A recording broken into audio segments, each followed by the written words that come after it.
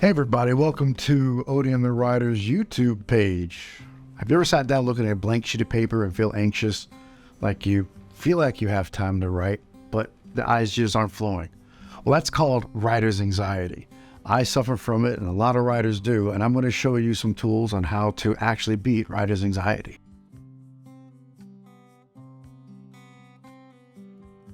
And before we try to delve into writer's anxiety and how to defeat it, you first have to understand what it is, because it takes many different forms for many different writers.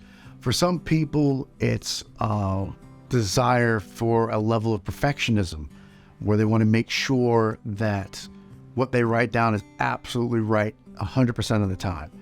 For other people, it's writer's block, not knowing what to write down. And for others, it takes forms of self-doubt, or even procrastination, where you just feel like anything else matters besides your writing. That's why you haven't been able to commit time to getting it done. Well, that's part of the issue, is that because it takes many different forms, it's hard to beat it. Look at it like a prize fighter, or your favorite anime, or your favorite action movie, or comic book star. Each villain has a different way of being defeated.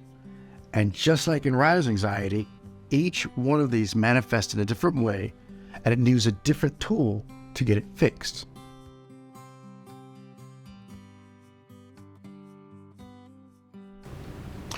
So let's dig into writer's anxiety in my own personal life.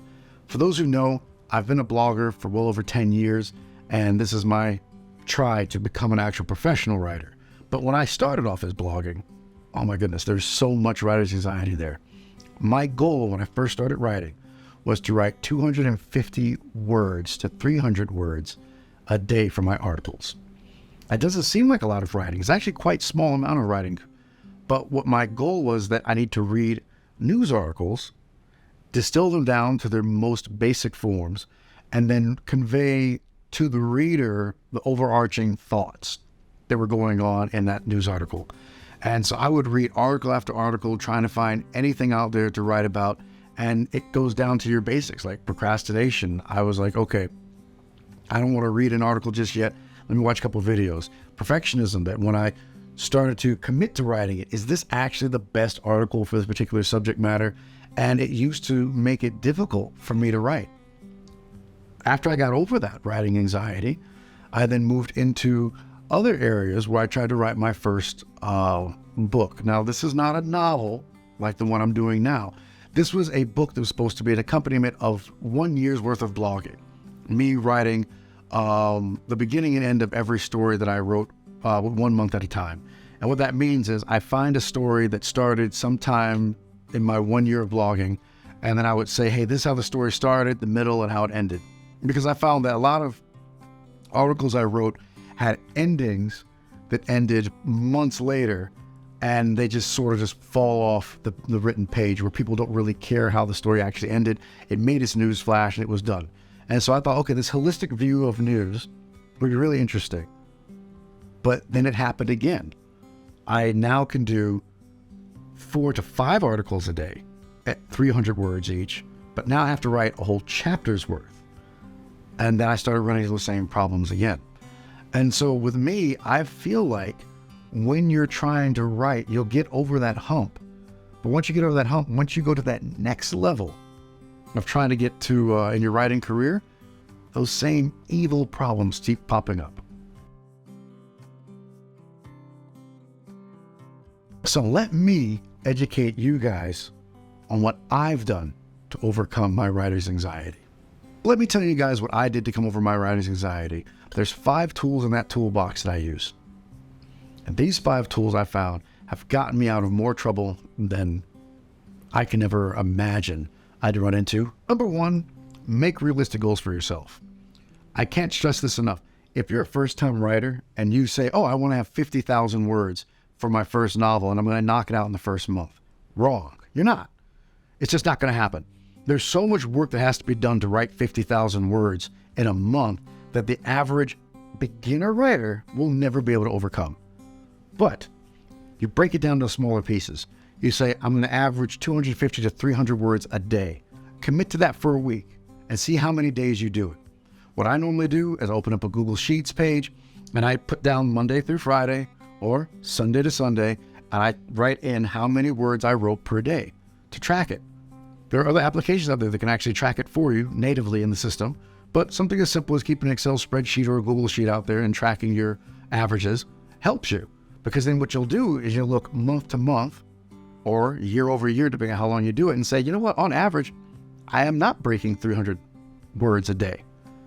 But what happens is, in the words of Larry Bird, if you make no goals, you'll hit them every single time.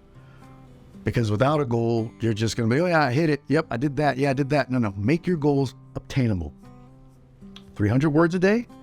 Then when you start hitting that on a weekly cadence, update it. Make it 500 words. Right now, I have, in my writing journey, can commit to about almost 1,000 words a day. But I didn't start at 1,000 words a day. I started as simple as 250. So I got to the point where I made 1,000 words a day. And you can too. Practice mindfulness and meditation. And what I mean by that, I don't mean any chance. I don't mean like sitting in a room empty for hours on end. I mean literally take 5-10 minutes out of your day and just empty your mind of everything. Empty your mind of what's going on at work, what's going on in your life, what's going on in your health, what's going on with your family, what's going on everywhere. And just try to clear your mind so that there's nothing there polluting it and pulling you away from the task at hand of writing. I find that on times where I've had troubling time at work and I still have to commit to writing my 500 words, I just can't. And so what I do, I sit myself in a quiet room. I might turn on some jazz or classical music. I set a timer for 5 minutes, and all I do is just listen and experience the music around me. When you do that, it allows your mind to break free from all those anxiety issues that are going on and allow your mind to focus in on what is really important, putting stuff on the page. Next up, number 3, would be making a supportive community. This is not friends and family. If you want them to be friends and family, that's on you. But these are people who support you that you might never meet in your entire life. And I'm talking about just absolute randos on the internet. I'm talking about the most random person on your Instagram that always comments, always likes something. Reach out to them and say, hey, I noticed you like a lot of my content. I have something that I'm about to post. Can you give me your input on that?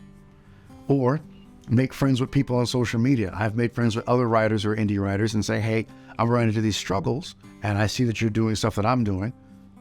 Let's collaborate together. Would you make friends from people or make connections with people who like you for what you're producing or in the same struggle as you or what you're trying to produce? You'll find that they are more helpful in getting you out of those funks and actually see you for the value that you bring. Let's pull that back and say, I'm going to say it again in a different way so make sure everybody understands. Your family or friends knows the depth and breadth of everything about you. They know your likes, your dislikes, how you grew up, what you were like as a kid, all these other things. All these things are judgment calls they're pushing against the thing you're trying to create, that novel, that poem, that short story, that blog. But the person who is actually supporting you because they know you because of your blog and know you because of your writing, they don't know about all the extra noise. And so because of that, they can help you focus on trying to write something better. Now, it doesn't mean you can't go to family and friends. It just means to just try to look outside of that. And you might find that some of your best helpers are outside of your core group. Always accept that your first draft is going to be hot garbage. This isn't a joke. This isn't hyperbole. My Hummingbird book is over 85,000 words. But do you know the first draft was less than 20,000 words? And the reason behind it is that I had to come to terms with that I'm not going to get every idea out the first time around.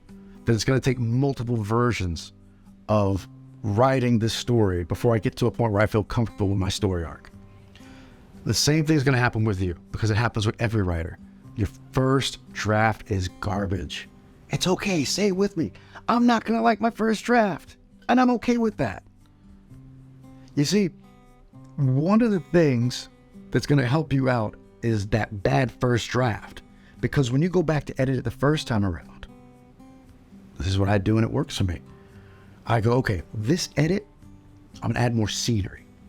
So then I'm gonna start really digging into what things look like, digging into the locations, Googling and watching YouTube videos to figure out how can I make this location seem more real.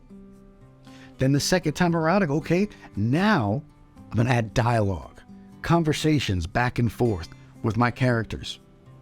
Then after that, I might do another round. And that round would be, let's say, making sure there's continuity from one end to the other. And as you start doing those steps, now you're editing and your book is getting bigger. Your work is getting wider and longer and more involved and more in detail. Even better than that, when it's time to do the final edit, it's a lot more palatable because you can see it's very polished compared to a rough draft that just gets being pounded against every single time you go to edit. And lastly, number 5 is to take care of your mental and physical health. This is not a diet plan or buy these pills or drink this shake. This is just you taking some time away from your work. If your work is draining you and just destroying you as a person and you're getting emotional that you can't sleep at night, and when you sit there and you write, the anxiety hits you hard, go for a walk. Walk away from the page for about 2 or 3 days. Give yourself a break. You need to realize, especially in your very early stages of being a writer, no one's going to see you fail. You can fail 100 times. No one's going to see it. It's when you start getting to like the J.K. Rowlings and your Dean Kuntz and things of this nature, those are the people who are very much so need to have a perfect work of art every time it comes out. But regular folks, a couple of drafts, it's expected not to be great the first time around. When you give it to your editor, they're going to have their own take on it. They're not going to think it's perfect the first time either. As you have to give yourself a break. I know in my own quest for better mental health, I literally sat down going, I will get so emotionally racked up. I'll wake up at 2 a.m. and can't get back to sleep.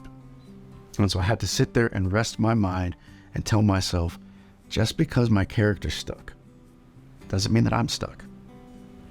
It just means I have to find another way to work around it and use one of the other tools that I gave you in this video to achieve the goal of unblocking my mind so I can get past that writer's anxiety and get the work done. Ultimately, in the end, I hope these tools helped you out. I hope you understand that this is a journey that we're all in together. Please let me know in the comments below. Did you like this video? What are some tools that you use? Or if you found some tools were helpful and some tools were not. I'm always here for listening.